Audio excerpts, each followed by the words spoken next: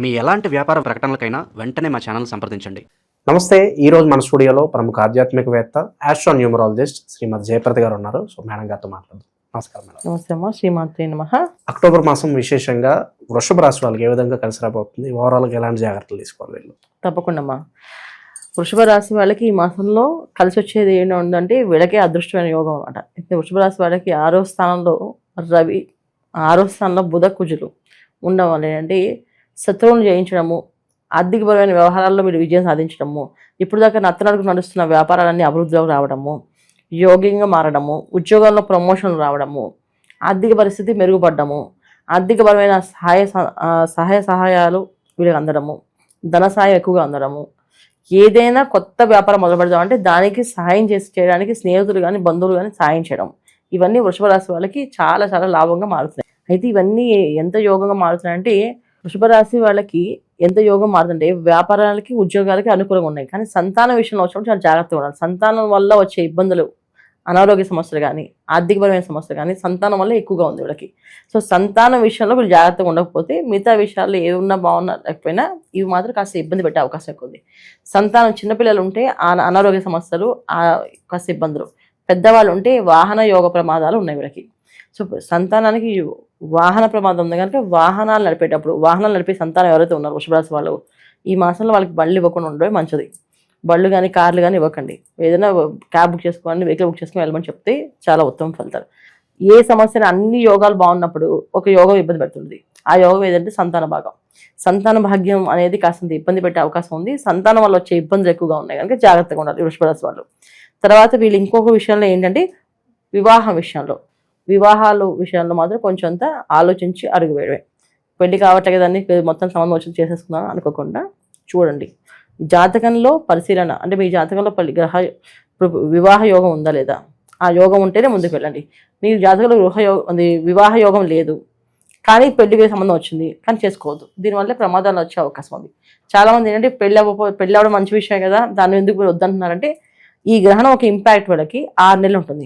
ఏదో ఒక మాయలో పడేసి వాళ్ళని ఇబ్బంది పడుతుంది. ఒకటి సంతాన విషయం అవ్వచ్చు, ఒకటి వివాహ విషయంలో అవ్వచ్చు. మిగతా అన్ని విషయాల్లో ఆర్థికపరమైన ఇబ్బందులు లేకుండా వీళ్ళు ముందుకు వెళ్తున్నారు. ఇప్పుడు రాజకీయ రంగంలో కానీ, వ్యాపారంలో ఉన్న వాళ్ళు కానీ, సినీ రంగంలో ఉండేవాళ్ళు కానీ, ప్రొఫెషనల్గా ఎదిగే వాళ్ళు కానీ వీళ్ళందరికీ కూడా ఆర్థికపరమైన గుర్తింపు వస్తుంది, ఆర్థికపరమైన అనుకూలత వస్తుంది, అన్నీ బాగున్నాయి. కానీ వీళ్ళకి బాగాలేంది సంతానం వల్ల, తర్వాత వివాహం వల్ల. ఈ రెండు కొంచెం ఇబ్బంది పెట్టే అవకాశం ఉంది. దీంట్లో చాలా జాగ్రత్తగా ఉండాలి వీళ్ళు. ఇంకోటి ఏంటంటే వీళ్ళు తీసుకోవాల్సింది ఏంటంటే అప్పు చేయకూడదు ఈ మాసంలో. ఈ మాసం కాదు, 45 రోజులు వీళ్ళు అప్పు చేయకుండా ఉండాలి. ఎందుకంటే కుజుడు 6వ స్థానంలో ఉన్నప్పుడు శత్రువులు జయిస్తాడు, అలాగే రుణాలు పుట్టిస్తాడు, రుణాల వల్ల ఇబ్బంది పెట్టిస్తాడు కూడా. సో రుణాలు మనకు ఆటోమేటిక్గా వచ్చేస్తాయి కానీ మీరు తీసుకోకుండా ఉండడం చాలా మంచిది.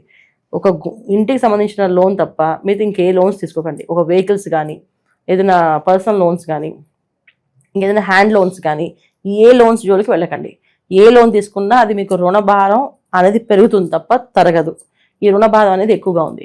ఒక గృహయోగానికి మాత్రం తీసుకోవచ్చు. అంటే కుజుడు అధిపతి భూమి కనుక మనం భూమికి కానీ లేదా ఇంటికి కానీ తీసుకోవచ్చు అప్పు. మిగతా ఏ విషయాల్లోని అప్పు జోలికి వెళ్ళకుండా ఉండడం, అప్పు చేయకుండా ఉండడం చాలా ఉత్తమం. ఇంకొకటి అప్పులు ఇవ్వకండి. అప్పు ఇస్తే కూడా మీకు చాలా ప్రమాదం ఉంది. తిరిగి రావు ఆ డబ్బులు కృష్ణ అర్పణ అని అనుకోండి ఇవ్వడమే.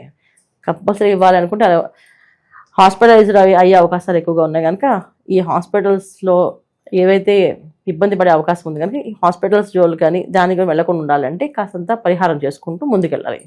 ఎటువంటి పరిహారం చేసుకోవాలంటే రోజు ఎవరికొకరికి ఇంత ఆహారం పెడుతూ ఉండండి. దానివల్ల మీరు ఏ హాస్పిటల్ విషయానికి వెళ్ళాలి అంటే ఎటువంటి అనారోగ్య సమస్య పడకుండా ఉంటారు. ఏదో ఒక ఫుడ్ డొనేట్ చేస్తుండండి. ఎంత కొంత మీకు అందుబాటులో ఎవరు దొరికితే వాళ్ళకి ఇంత ఫుడ్ డొనేట్ చేస్తారు. రోజు మొత్తంలో ఒకరికి ఫుడ్ డొనేట్ చేయాలి. అలా పెట్టుకోండి ఈ మాసం అంతా. అలా పెట్టుకుంటే ఎటువంటి రోగానికి గురవకుండా ఉంటారు మీరు. ఇది చేసుకోవాలి. ఓకే.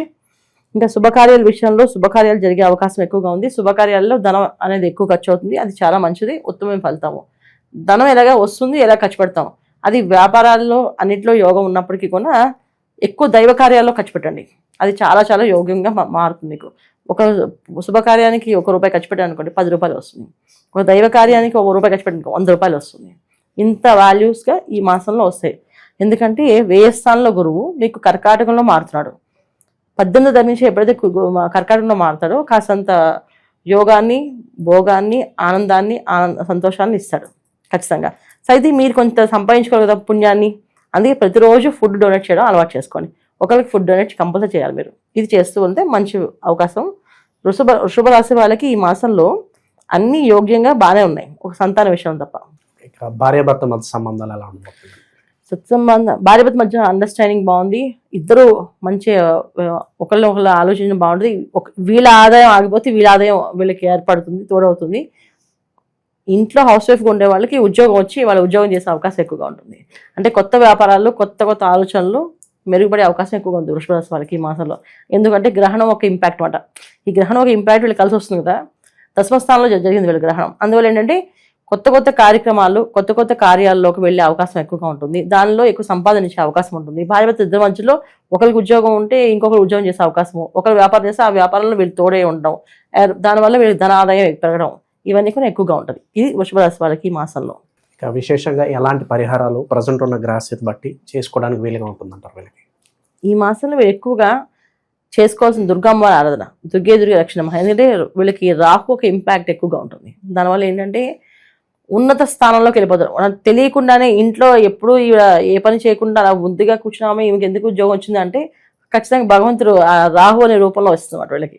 సో పేరు ప్రఖ్యాతులు వచ్చి అలా పంపిస్తుంటారు. అలా ఉద్యోగాలు చేసే అవకాశం ఎక్కువగా ఉంది. అలాగే వ్యాపారంలో అభివృద్ధి వచ్చే అవకాశం ఉంది. అందుకే దుర్గమ్మని ఎక్కువ ఆరాధన చేయడం, దుర్గే రక్షణ నమః అని మంత్రం చేసుకుంటుంటాం.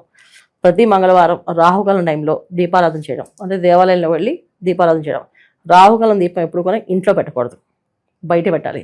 నిమ్మకాయలతో చేసే దీపారాధన ఎప్పుడు కూడా, ఏ నిమ్మకాయ కూడా ఇంట్లో పెట్టి దీపం వెలిగించకూడదు. ఇంట్లో ఎప్పుడు కూడా ఒక కుందులో దీపం వేసి వెలిగించడం తప్ప, దేవాలయంలో మాత్రం నిమ్మకాయతో కానీ ఉసు దీపాలు కానీ దేవాలయంలో పెట్టాలి. అందరూ చాలామంది ఇంట్లో పెడుతుంటారు, పెట్టచ్చా, బాల్కన్లో పెట్టచ్చా, ఇక్కడ తులసి మీద పెట్టచ్చా అని. ఇక్కడ పెట్టకూడదు, దేవాలయంలోనే పెట్టాలి. ఈ రాహుకాలంలో మంగళవారం పూట చేస్తే పూజ చాలా విశేషమైన ఫలితం వీళ్ళకి బాగుంటుంది. మనం చెప్పే అన్ని కూడా ఫలితాలు ఇవి గోచార ఫలితాలు. పర్సనల్ జాతకాన్ని చూసుకొని మీ పర్సనల్ జాతకంలో ఎలాంటి యోగాలు ఉన్నాయి, ఎలాంటి దశలు ఉన్నాయని చూసుకుంటూ ముందుకు వెళ్ళాలి తప్ప గోచార ఫలితాల్లో ఉండే ఫలితాలని మనం ఖచ్చితంగా తీసేసుకొని చేసుకోవడానికి లేదు. ఎవరికైతే జాతకం తెలియదో వాళ్ళు ఈ గోచార ఫలితాన్ని ఫాలో అవ్వాలి. ఎందుకంటే వాళ్ళ జాతకం తెలియదు కదా, అప్పుడు వీళ్ళు గోచార రీత్యా ఏదైతే బాగుంది అది చేసుకుంటూ వెళ్ళడం, ఏది బాగాలేదో అది ఆపేయడం చేస్తూ ఉంటే వీళ్ళకి ఉత్తమ ఫలితాలు వస్తాయి. డేట్ ఆఫ్ బర్త్ లేని వాళ్ళ, డేట్ ఆఫ్ బర్త్ తెలియని వాళ్ళకి, అంటే డేట్ ఆఫ్ బర్త్ లేదు, వాళ్ళు నామరాశి ప్రకారం వృషభ రాశి చూసుకుంటున్నారు, వాళ్ళకి వృషభ రాశి లక్షణాలు, వృషభ రాశి తత్వాలు వాళ్ళు అమలుచుకున్నారు. అంటే మేనిఫెస్ట్ మన బాడీకి అలవాటు చేసేసుకున్నాం. అప్పుడు గోచర ఫలితాన్ని వాళ్ళు ఫాలో అవ్వాలి. అది వాళ్ళకి పర్సనల్ జాతకం ఉంది, జాతకంలో యోగాలు ఎలా ఉన్నాయో చూసుకుని దాని ప్రకారం వెళ్ళొచ్చు. ఇది మాట ఇది వృషభ రాశి వాళ్ళు తీసుకోవాల్సిన జాగ్రత్తలు, పరిహారాలు. అన్నింటికన్నా విశేషం ఏంటంటే దీపావళి రోజు వీళ్ళు మహాలక్ష్మి అమ్మవారికి పూజ చేసుకుంటే చాలా విశేష ఫలితం. ఎందుకంటే వృషభ రాశికి అధిపతి శుక్రుడు అంటేనే యోగము, భోగము. ఈ రెండు అదృష్టాలు కావాలంటే ఎప్పుడు ఆరాధించవలసింది మహాలక్ష్మి. సో మహాలక్ష్మి పూజా విధానం చక్కగా చేసుకుంటే వీళ్ళు చాలా ఇంకా ఉత్తమమైన పరిస్థితిని తెచ్చుకోగలిగే అవకాశం ఉంటుంది. చాలా బాగా వివరించారు. ధన్యవాదాలు. నమస్తే అమ్మా. శ్రీమాత్రే నమః.